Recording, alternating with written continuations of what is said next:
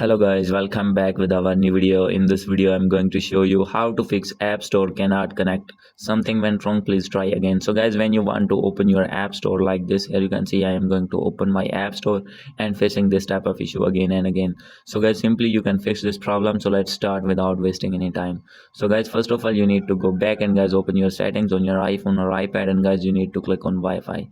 And guys, after clicking on Wi-Fi, you need to make sure that your Wi-Fi is proper connected with your phone. So guys, if not connected, then you need to connect it.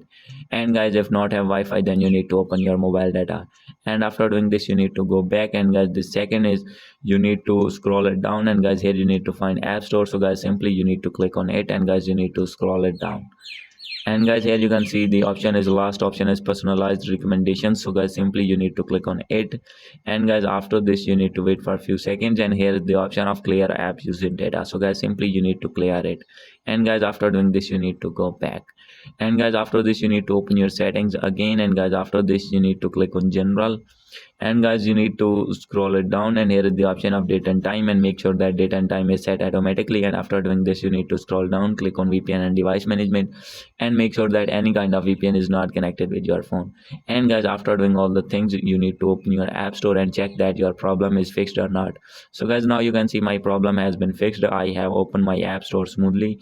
So guys, after doing all the things, if still not fix your problem, you need to open your settings again. And guys, after this you need to click on general and scroll it down, and here is the option of transfer and reset iPhone. Click on reset and click on reset network settings.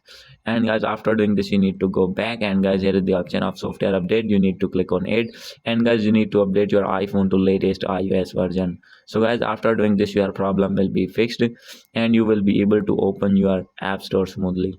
So guys, hope you like this video. If you like this video, please do subscribe, comment and share. Thank you.